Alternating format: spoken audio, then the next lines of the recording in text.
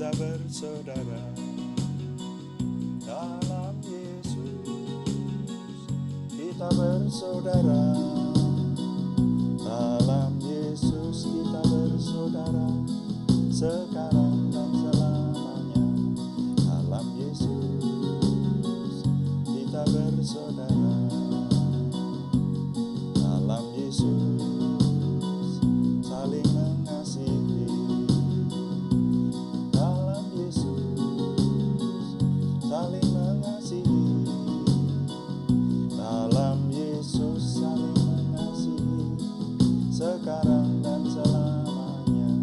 Dalam Yesus saling mengasihi. Dalam Yesus kita bersaudara. Dalam Yesus kita bersaudara.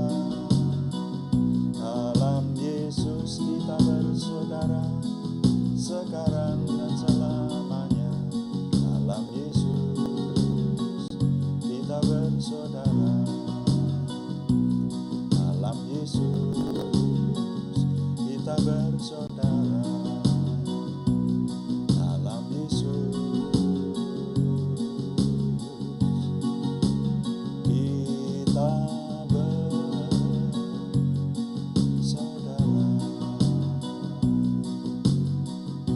Tuhan, kami ingin memuliakan nama-Mu. Kami ingin menyembah Engkau, memuji-Mu, meninggikan nama-Mu Tuhan. Inilah penyembahan kami Tuhan. Kami ingin terus merasakan kehadiran-Mu Tuhan.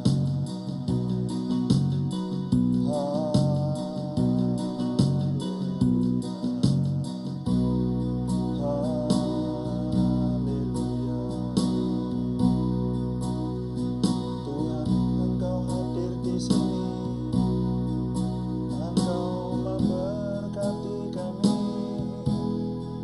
Kami merasakan kehadiran-Mu Tuhan. Kami ingin terus menyembah-Mu Tuhan. Mulialah, kuduslah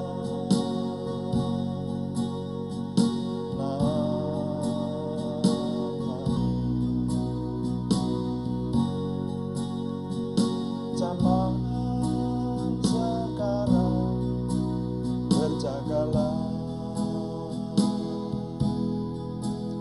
Lihat dunia bergelora. Kedengaran sini sana, banyak kabar menggemparkan. Berlindunglah dalam sabda Bapa. Zaman sekarang, berjagalah. Lihat dunia bergelora. Kedengaran sini sana, banyak kabar menggemparkan. Berlindunglah dalam sabda Bapa. Berlindunglah dalam sabda Bapa. Berlindunglah dalam sabda Bapa.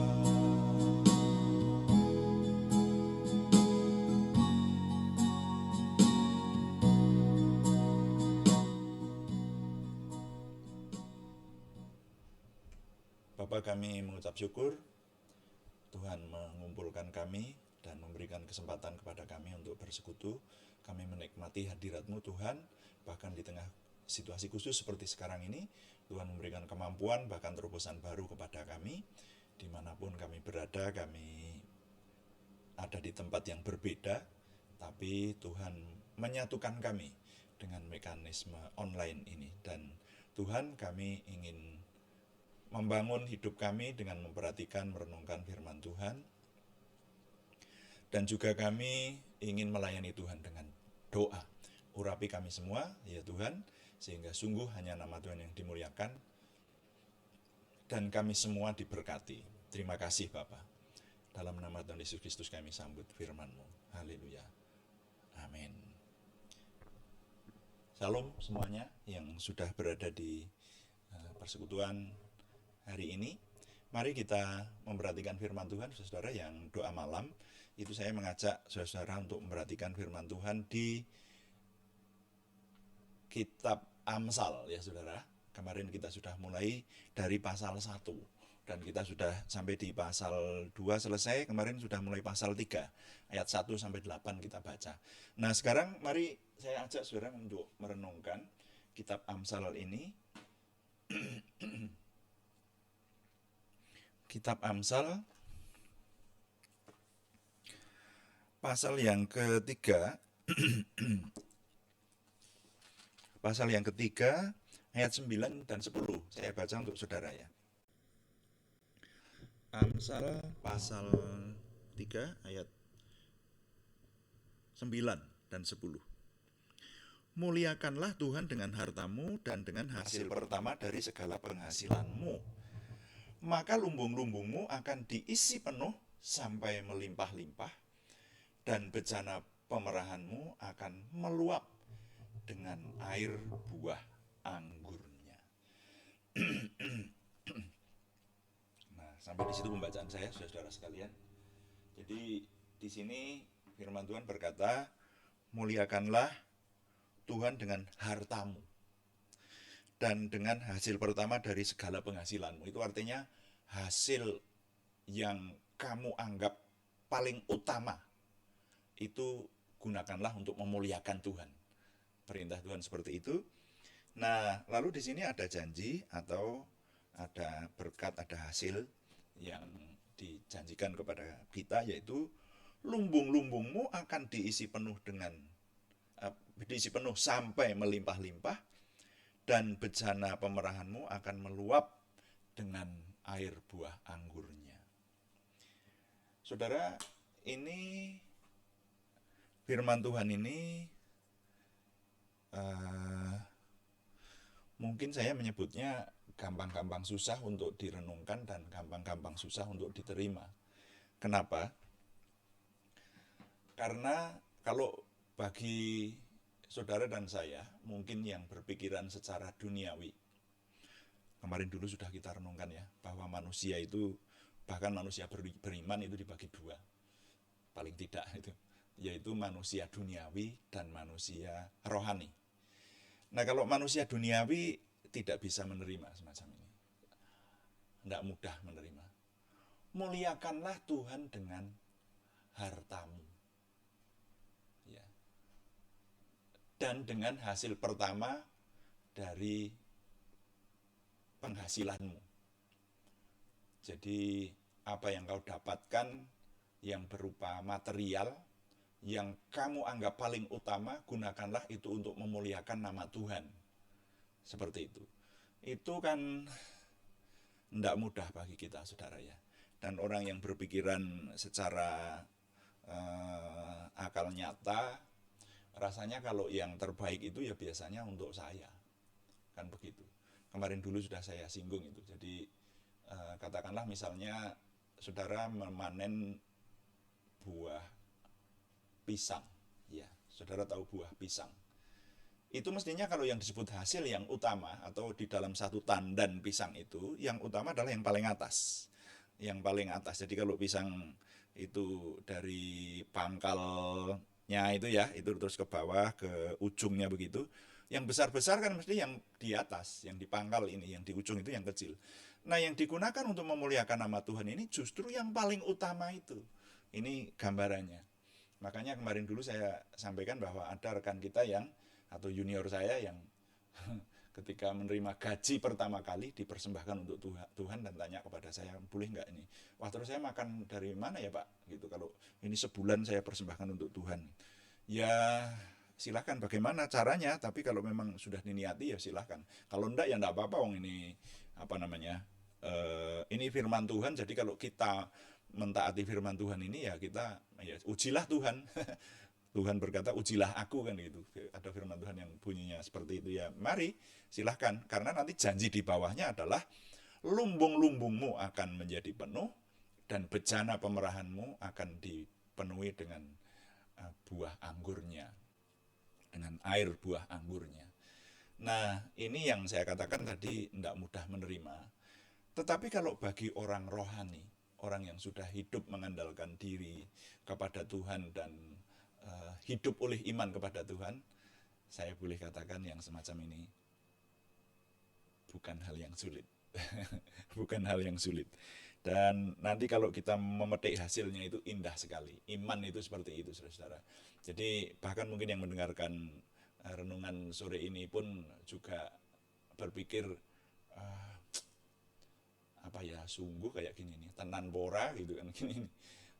Nanti sudah terlanjur mempersembahkan apa ya diberi oleh Tuhan. Nah, ini kan janji yang ada di kitab suci, tapi apa ya, enggak bisa diterima akal lah, seperti itu. Nah, itu banyak orang akan mengatakan semacam itu. Makanya saudara, kalau saudara dan saya saat ini masih berpikir semacam ini, mari kita merenungkan, jangan-jangan memang kita belum menjadi manusia rohani. Karena kalau menjadi manusia rohani itu, saudara ya, itu berani menguji apa yang Tuhan janjikan dan menerima. Dan kalau saya boleh katakan, sampai hari ini Tuhan menolong saya khususnya untuk menerima banyak kenyataan, banyak bukti-bukti bahwa apa yang dijanjikan Tuhan itu ya dan amin. Kalau tidak begitu saya ragu-ragu sama Tuhan. Jangan-jangan Tuhan menjanjikan bahwa percaya Tuhan Yesus itu nanti masuk surga aja juga saya masih ragu-ragu lah. Kalau saudara dan saya masih ragu-ragu, ya nanti dalam beragama atau melakukan keyakinan kita ini ya masih setengah-setengah lah, seperti itu. Loh ya toh, kita ini kan kalau ditanya memang ikut Tuhan Yesus kalau mati pasti masuk surga, jawabannya pasti 100%. Bahkan mungkin kalau saya katakan 200% saya yakin. Lebih itu, saudara ya. Itu. Nah, tapi dengan janji-janji yang lain bagaimana? Makanya judul renungan hari ini saya beri judul Ekonomi Kerajaan Tuhan. Saya mengingat, mungkin saya akan mengimpartasikan saja, berbicara masalah ekonomi, karena ini kan dua ayat ini berbicara masalah harta, persembahan, dan tentang lumbung. Lumbung itu, kalau lumbung sekarang itu namanya deposito, saudara. Lumbung sekarang namanya buku bank. Itu lumbung-lumbungmu akan menjadi penuh, ya pundi-pundimu akan menjadi penuh, dan bejana pemerahanmu akan dipenuhi dengan air buah anggurnya. Jadi kayaknya sampai zaman sekarang pun yang namanya anggur itu tetap minuman mewah namanya. Wine itu kan minuman mewah sekarang ini. Makanya akan makan minum dengan kenyang dan depositonya penuh, seperti itu kalau saya terjemahkan zaman sekarang. Tapi apakah itu benar ya janji Tuhan itu? Nah, oleh karena itu ya silahkan diuji. Ya, kalau saya berkata benar. Saya ingin menyampaikan pengalaman saya bahwa yang disebut ekonomi kerajaan Allah itu, dulu saya pernah menerima pengajaran berseri ya, dan saya sangat-sangat diberkati dengan pengajaran itu. Itu dimulai, kalau boleh saya katakan, boleh saya sampaikan, mungkin hari ini garis besarnya saja, saudara ya, karena ini berseri-seri ini. Ekonomi kerajaan Allah itu, ekonomi kerajaan Tuhan itu kalau dikotbahkan berseri-seri ini, saudara ya. Tapi garis besarnya begini, kita diajak menyadari bahwa Tuhan Yesus pernah berkata, apa yang diberikan kepadamu itu, apa yang aku berikan kepadamu itu berbeda dengan yang diberikan dunia kepadamu. Nah, seperti itu. Makanya tadi kalau kita meneliti firman Tuhan ini, loh ini hasil yang terbaik kok malah diberikan. Diberikan untuk memuliakan Tuhan. Gitu. Tapi di bawahnya kemudian ada janji bahwa lumbung akan menjadi penuh, bejana pemerahan akan dipenuhi dengan air buah anggur, artinya makan minum dan kenyang dan masih lumbungnya penuh, punya persediaan. Ini kalau secara matematika dunia kan tidak ketemu. Karena hasil sudah jadi hasil loh saudara. Hasil pertama, hasil yang utama. Dan harta kita justru malah disuruh untuk memuliakan Tuhan. Kalau yang namanya untuk memuliakan Tuhan itu kan berarti bukan untuk saya, tapi untuk kemuliaan nama Tuhan. Nah kan malah berkurang. Malah kita malah tidak bisa menabung. Tapi harta kita berikan untuk kemuliaan nama Tuhan. Begitu. Nah itu. Nah jadi kalau dipikir secara duniawi, tidak ketemu. Jadi, nah ternyata di sini justru kunci ekonomi kerajaan Tuhan. Dan saya mempraktekannya sampai hari ini, saudara ya. Jadi itu yang tadi saya sitir itu ucapan Tuhan Yesus itu di Yohanes pasal 14 ayat 27. Tuhan Yesus berkata, damai sejahtera kuberikan kepadamu, dan apa yang kuberikan kepadamu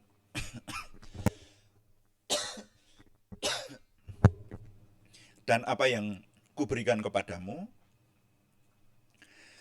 tidak seperti yang diberikan dunia ini kepadamu.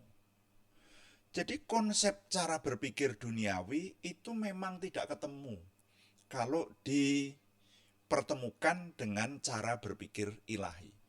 Kalau memberi harusnya berkurang toh. Tapi firman Tuhan berkata, justru kalau harta kita gunakan untuk memuliakan nama Tuhan, Tuhan berkata lumbungnya menjadi penuh dan minum dengan puas, ya. Buah anggur melimpah-limpah, air buah anggur melimpah-limpah.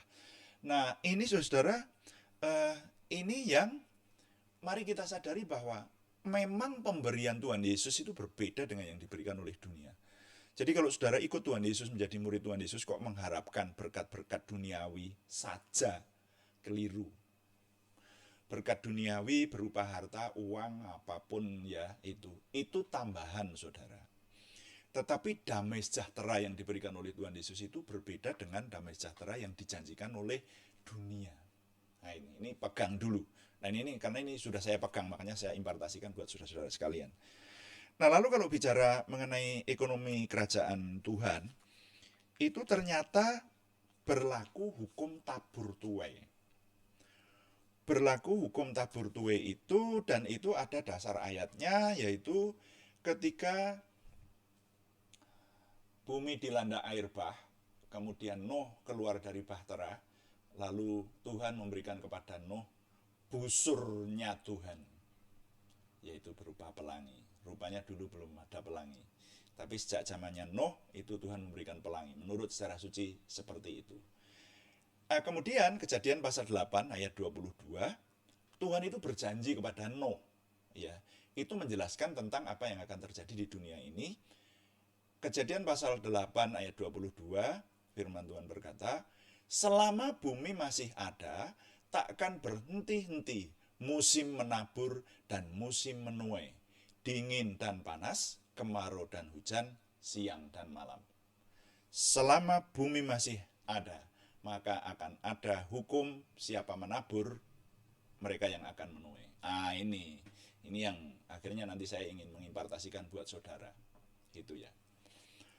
Saya menerima pengajaran mengenai ekonomi kerajaan Tuhan ini, tidak bisa saya terima dengan akal saya. Kenapa? Kalau boleh saya bersaksi, minta maaf ya. Ya ini kalau bersaksi yang dipermalukan biar diri saya. Saya merasakan ya, saya menilai diri saya sendiri itu sejak saya lahir, itu saya jadi orang yang sangat kikir, saudara. Sangat kikir, sangat perhitungan, dan mungkin itu persis seperti apa yang dikatakan teori-teori dalam ilmu ekonomi. Dalam ilmu ekonomi ada teori yang menyatakan begini. Orang miskin atau orang yang dilahirkan miskin sama orang yang dilahirkan di kehidupan orang yang sudah cukup itu gaya berpikirnya berbeda. Ya. Ini teori sih. Tapi saya rasakan ya seperti itu juga memang ya. Orang yang dilahirkan dari lingkungan yang sangat kekurangan atau miskin itu menganggap uang cenderung dianggap sebagai harta. Tetapi kalau orang yang dilahirkan di keluarga yang minimal berkecukupan semacam itu, uang itu dianggap sebagai fasilitas untuk mencapai sesuatu. Nah, benar salahnya teori ini silahkan saudara menilai. Tapi kalau saya rasakan dalam diri saya, ya mungkin saya terpengaruhnya. Saya dilahirkan dari keluarga yang di bawah rata-rata, saudara. Sehingga sejak muda saya itu perhitungan, dan bukan hanya perhitungan, kikir saya. Jadi kalau kikir dan disertai dengan serakah, saudara. Jadi kalau memberikan sesuatu kepada orang lain itu berat gitu, berat, perhitungan banget gitu, dan berat, kikir saya, bener. Saya jadi orang yang kikir, saudara ya. Apalagi sebelum memahami firman Tuhan, memahami manusia rohani dan sebagainya itu, ya apa yang menguntungkan ya itu yang buat saya, semua buat saya gitu. Kalau memberikan dengan kemurahan itu wah jauh. Kata kemurahan itu sangat jauh dari saya. Tapi setelah mengetahui firman Tuhan ini, saya diajar dan belajar, dan sampai sekarang oleh anugerah Tuhan saya bisa mengalami memang yang diajarkan oleh Tuhan itu berbeda dengan yang diajarkan oleh dunia. Jadi kalau kita menabur itu nanti kita akan menuai. Nah, kalau yang namanya menabur itu, kalau menabur harta ya akan menuai harta, menabur kebaikan akan menuai kebaikan. Ya rasanya ini masuk akal kan? Orang yang menabur kejahatan nanti ya di kiri kanannya ya akan melihat bahwa orang itu jahat, dan nanti dunianya yang akan berada di dunia sekitar itulah, seperti itu. Tapi kalau orang baik menabur kebaikan, menabur harta, menabur kemurahan, dia akan menerima kemurahan itu. Saya rasa dipikir secara akali, secara duniawi saja, secara rasio itu masuk akal gitu ya. Nah, jadi di sini dikatakan barang siapa menabur akan menuai, itu betul. Lalu bagian firman Tuhan yang terakhir yang melengkapi ayat ini saya dapatkan di Lukas pasal yang ke-6 ayat 38. Tuhan Yesus berkata, firman Tuhan berkata, ini ucapan Tuhan Yesus. Ini yang paling jadi pegangan buat hidup saya. Berilah dan kamu akan diberi. Suatu takaran yang baik, yang dipadatkan, yang digoncang, dan yang tumpah keluar akan dicurahkan ke dalam ribaanmu. Sebab ukuran yang kamu pakai untuk mengukur akan diukurkan kepadamu. Jadi tinggal mari kita percaya atau enggak ini dengan janji Tuhan Yesus ini. Saya oleh anugerah Tuhan sebisa mungkin saya memberikan contoh ya. Di sini dikatakan berilah dan kamu akan diberi. Makanya orang kikir itu dengan kata memberi itu, berilah gitu, itu sulit bisa menerima orang kikir itu ya. Tapi yang banyak diharapkan adalah menerima dan menerima terus. Padahal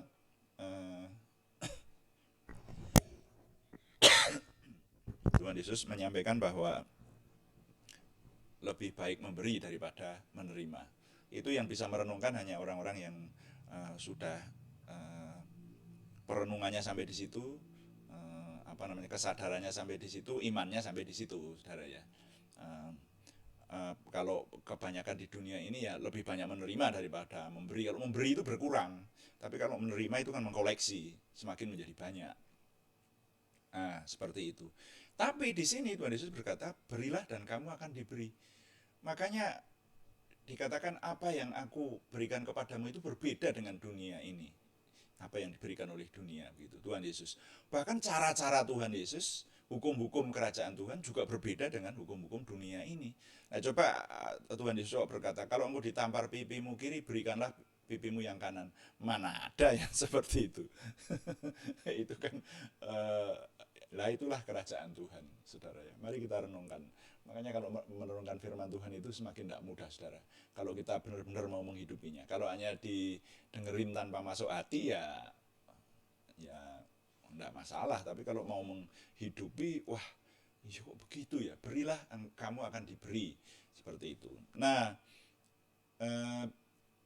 Orang itu kalau kikir, itu ada gambaran dulu, ada sebuah kisah orang kikir yang tercebur ke kolam renang.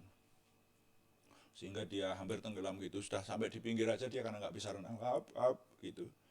Lalu yang akan menolong dari pinggir itu sudah teriak-teriak, berikan tanganmu, gitu. Tapi yang ini nggak mau, yang mau tenggelam ini nggak mau memberikan tangannya. Karena apa? Lu kok suruh memberi. Orang kikir itu kalau suruh memberi, enggak. Makanya yang menolong kemudian mengubah kalimatnya. Terimalah tanganku ini. Nah, baru ditolong. Itu apa namanya? Pameo atau buah bibirnya semacam itu, orang kikir, saudara ya. Tapi saya belajar ya, saudara, untuk menjadikan hidup ini berkemurahan. Ya ini pakai belajar, saudara ya. Karena di sini dikatakan begini, berilah dan kamu akan diberi suatu takaran yang baik. Takaran yang baik kemarin dulu sudah saya sampaikan itu. Takaran yang baik itu artinya kalau zaman dulu itu nggak ada kiloan, tetapi dacin gitu ya, atau ya istilahnya dacin atau satu takaran tertentu. Katakanlah misalnya pakai ember misalnya gitu ya. Kalau diberi sesuatu takarannya satu ember, maka di sini dikatakan itu yang baik, bukan takaran yang tidak baik. Kalau takaran yang tidak baik itu kan mungkin di bawahnya dikasih apa namanya benda-benda yang tidak berguna supaya kelihatan bagus, di atasnya ternyata dalamnya keropos, itu namanya takaran tidak baik. Tapi kalau takaran yang baik itu yang benar-benar penuh, bahkan dipadatkan lalu diguncang. Jadi ini kalau bicara masalah katakanlah misalnya buah gandum ya, buah gandum, atau kalau di sini ini jagung gitu ya, itu digoncangkan begini, yang digoncangkan supaya dipadatkan ya, setelah digoncangkan supaya isinya banyak gitu. Kalau digoncangkan nanti turun gitu, lalu ditambah lagi digoncangkan. Bahkan di sana dikatakan suatu takaran yang baik, yang dipadatkan, yang digoncang, dan yang tumpah keluar akan dicurahkan ke dalam ribaanmu. Ribaanmu itu pangkuanmu. Yang digoncang keluar sampai meluap begitu akan ditumpahkan ke dalam ribaanmu. Ini janji Tuhan. Dan saudara, saya belajar, sekali lagi saya belajar dan sudah memetik hasilnya. Kalau kita hidup dengan kemurahan, kita akan menerima kemurahan. Dari manapun, dari Tuhan maupun dari orang-orang sekeliling kita. Itu pasti, saudara ya. Hukumnya memang begitu, karena setiap firman Tuhan berkata, itu akan menjadi hukum nantinya. Nah, saudara-saudara, karena itu mari kitab Amsal ini memperkaya kita. Dan penuh dengan tantangan-tantangan. Coba aja, mungkin yang terakhir sebagai penutup, saya boleh mengimpartasikan di keluarga kami menyisihkan setiap pendapatan itu satu bagian, namanya benih. Nah, benih itu ditetapkan oleh saudara, silahkan sekian persen gitu. Pokoknya sekian persen dari penghasilan saya ini bukan untuk saya. Ini untuk Tuhan, ya untuk hamba Tuhan, untuk ya itulah pokoknya, bukan untuk saya. Namanya benih. Nah, kalau benih itu nanti ditabur di tempat yang tepat, ya oleh anugerah Tuhan, buktinya sampai sekarang saya dipelihara Tuhan dengan sukacita damai sejahtera semacam ini. Yang penting kan itu, sukacita damai sejahtera. Wah, kalau berkelebihan sampai seperti orang-orang kaya dunia begitu, ya tunggu dulu lah. Kalau itu orang kaya belum tentu sejahtera. Yang penting kan damai sejahteranya itu. Nah itu saudara ya. Jadi pelihara Tuhan. Tuhan dipuji. Amin. Mari kita layani Tuhan dengan doa. Kita akan kembali berdoa syafaat, dan juga nama-nama khususnya yang membutuhkan kesembuhan masih terus kita bawa ke hadirat Tuhan dalam doa. Ya, kita nanti berdoa, kita pujikan sekali lagi. Zaman sekarang berjagalah, dan kita berdoa.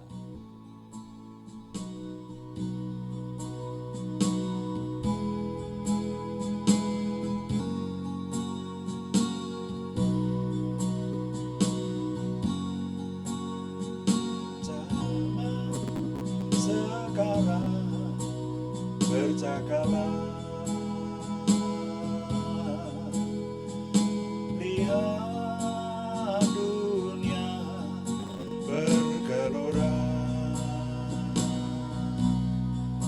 kedengaran sini sana, banyak kabar menggemparkan, berlindunglah dalam sabda Bapa,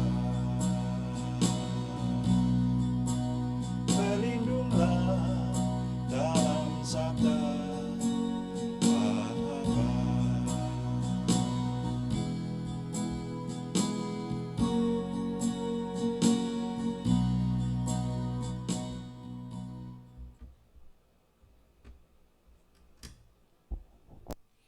Bapa, kami mengucap syukur, Tuhan memberkati kami saat ini dan kami dapat menyelesaikan persekutuan kami.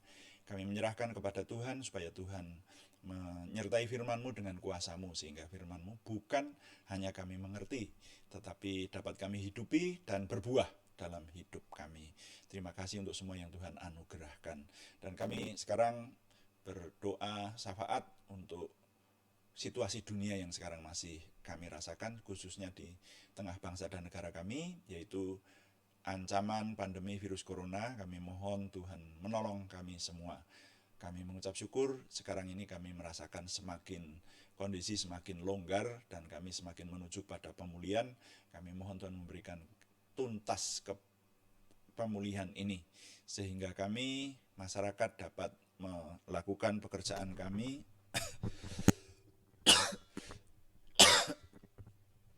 dapat melakukan tugas-tugas kami dengan lebih nyaman lagi karena Tuhan memberkati. Terima kasih.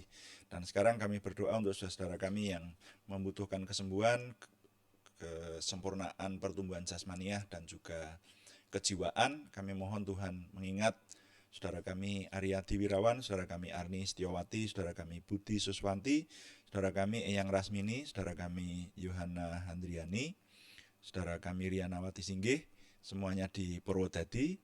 Mohon Tuhan mengingat, dan juga saudara kami yang lain yang juga ikut bersama di persekutuan ini. Saudara kami Kristiningsih Joko Widodo di Yogyakarta, saudara kami Endah Winastuti Rukmati Warsito di Salatiga, saudara kami Edi Takarianto di Ambarawa, saudara kami Anak Alek Geovanu Wibowo di Salatiga, saudara kami Jayanti Retnowati Murni Dewi Slamet Sunarno di Yogyakarta, juga saudara kami Happy Kristiawan di Yogyakarta, dan saudara kami Pendeta Daniel Triyono di Salatiga yang sekarang ada di rumah sakit. Kami mohon Tuhan menolong. Tuhan, kami sudah terus berseru untuk nama-nama dari orang-orang yang kami kasih, yang kami bawa dalam doa ini. Kami mohon Tuhan hadir secara khusus, menjamahkan tangan-Mu dan memberikan kesempurnaan kesembuhan, juga kesempurnaan pertumbuhan jasmaniah maupun kejiwaan yang kami doakan dan kami inginkan. Kiranya apa yang kami mohon ini sesuai dengan kehendak Tuhan. Dan kami menyerahkan Tuhan yang terus memberkati, sehingga sungguh hanya Tuhan yang dimuliakan. Dan semua berkat limpah rahmat Tuhan kami terima sebagai kesaksian yang ajaib yang boleh kami bagikan, bahkan membangun iman banyak orang. Terima kasih Bapak, kami mengucap syukur untuk persekutuan hari ini. Kami mengucap syukur untuk semua yang dapat kami kerjakan. Kami mohon Tuhan yang terus memimpin dan menyempurnakan semua yang dikerjakan oleh tim kami, terutama di sini.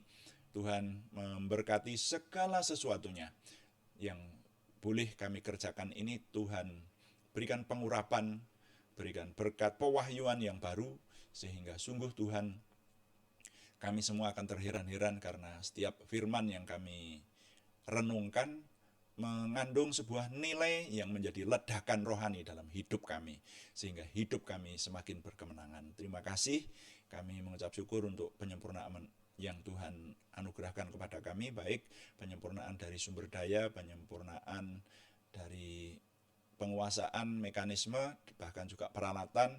Tuhan menolong kami, dan segala sesuatu yang kami kerjakan, kami mohon Roh Kudus semakin dominan menolong kami. Terima kasih Bapa di surga, sehingga hidup kami menghadapi masa depan kami terus dengan optimisme yang tinggi, dengan percaya diri, dan terus bersemangat, bergairah menempuh masa depan kami yang penuh harapan. Seperti yang Tuhan janjikan, bahwa orang-orang yang berkaul karib dengan Tuhan, maka hidupnya berkemenangan. Terima kasih Bapa. Kami mohon Tuhan yang menyempurnakan doa kami oleh pertolongan dan pimpinan Roh Kudus, Karena semuanya kami persembahkan dengan mantap percaya dalam nama Tuhan Yesus Kristus Juru Selamat kami. Haleluya. Amin. Sampai di sini persekutuan kita, saudara-saudara sekalian. Tetap kami mengharapkan saudara memberikan dukungan dengan dukungan doa, dan juga yang belum memberikan subscribe, terima kasih. Berkenan memberikan subscribe supaya tim multimedia kami terbantu, dan juga